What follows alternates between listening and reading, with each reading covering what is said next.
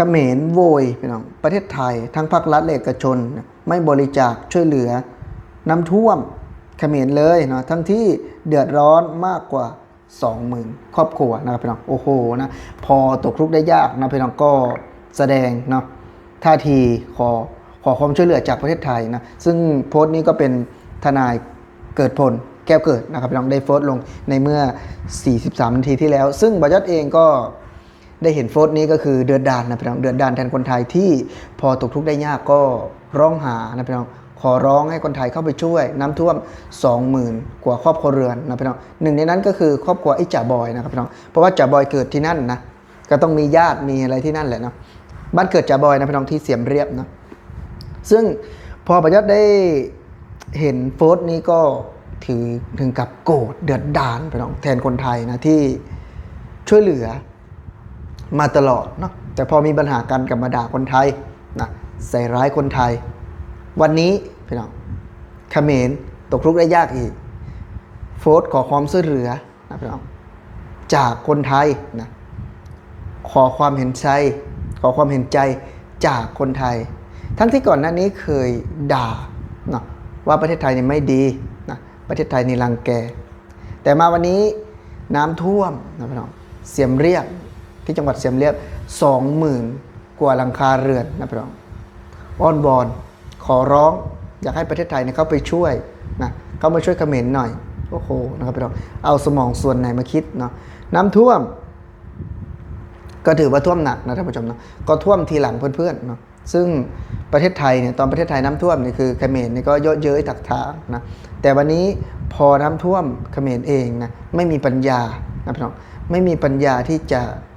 ช่วยเหลือตัวเองเนาะกับอ้อนวอนขอร้องประเทศไทยเพื่อให้การช่วยเหลือนะครับเพื่อให้มีการเยียวยาซึ่งไม่ได้เกี่ยวหากับอะไรกับคนไทยเลยครับพี่น้องนะแต่ขอร้องนะทางภาครัฐหรือว่าเอกชนของคนไทยเนี่ยเข้าไปช่วยเหลือหน่อยนะครับนะเข้าไปช่วยเหลือหน่อยเขาบอกว่าอยากได้ความช่วยเหลือจากคนไทยหมอยัดพูดได้เลยว่าคือคนไทยก็มีจิตสำนึกนะครับพี่น้องมีความเจ็บมีความปวดซึ่งเขมรเองนะครับพี่น้องทำร้ายจิตใจแล้วก็ไม่สามารถที่จะกู้คืนได้อีกนะครับนะไม่สามารถที่จะกู้คืนได้อีกเพราะคนไทยก็มีหัวใจนะคนไทยมีศักดิ์ศรีนะครับเขมรทำร้ายจิตใจมากนะครับนะเขมรทำร้ายจิตใจมากเพราะวันนี้อยากได้ความช่วยเหลือจากประเทศไทยเนี่ยไม่ง่ายนะบรรยัติพูดเลยแล้วว่าไม่ง่ายไม่ได้อีกแล้วนะครับไม่มีวันที่จะได้ความช่วยเหลือ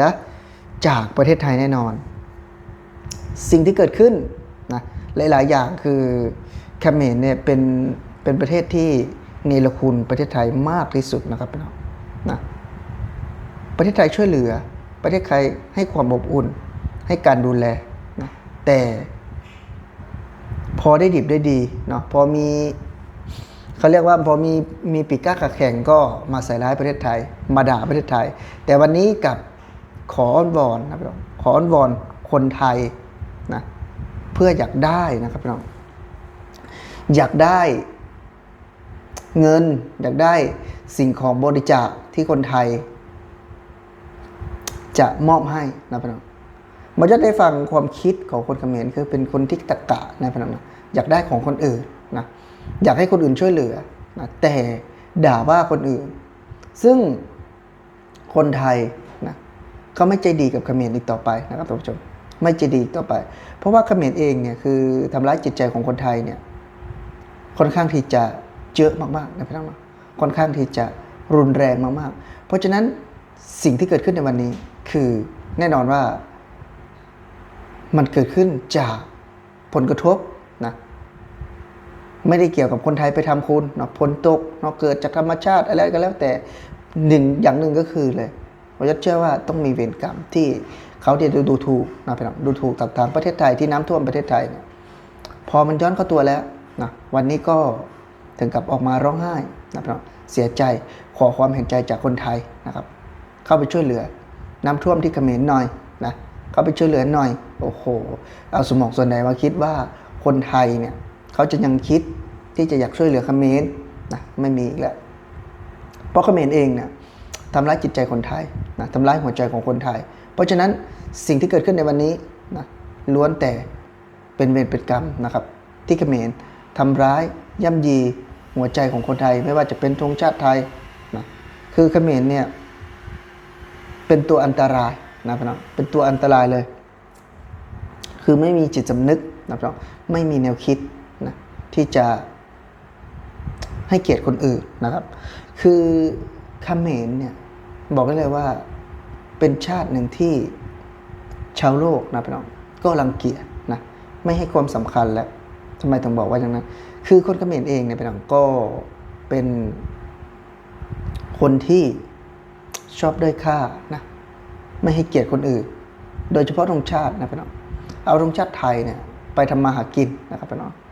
ไปทำมาหากินจนถึงขั้นว่าเอาไปติดในสลักข้าวนะครับท่านผู้ชมเอาไปติดในสลักข้าวเพื่อเอาไปเป็นรายได้นะครับพี่น้องเพื่อเอาไปทำมาหากินนะแต่วันนี้กลับมาทำร้ายมาย่ำยีหัวใจนะครับพี่น้องของคนไทยเพราะฉะนั้นสิ่งที่เกิดขึ้นนะมันก็แล้วแต่นะพี่น้องแล้วแต่โชคนะพี่น้องแล้วแต่วาสนาแล้วแต่โชคชะตาซึ่งแน่นอนว่าทุกคนไม่สามารถที่จะลิขิตได้นะแต่เลือกที่จะเป็นได้เป็นคนดีนะเป็นคนดีแต่เขมรไม่มีนะครับพี่น้องไม่มีที่จะมีในจุดนี้เลยนะครับพี่น้องน้ำท่วมกับขอร้องนะพี่น้องขอร้องคนไทยนะขอความเห็นใจจากคนไทยเพราะฉะนั้นสิ่งที่เกิดขึ้นในวันนี้นะก็สมควรแล้วครับที่เขมรได้เจอผลกระทบจากภัยน้ำท่วมครั้งนี้นะพี่น้องภัยน้ำท่วมที่เกิดจากการเขมรดูถูกประเทศไทยนะครับดูแคลนประเทศไทยเพราะฉะนั้นสิ่งที่บอยอดได้เห็นในวันนี้คือบทลงโทษอย่างหนักครับพี่น้อง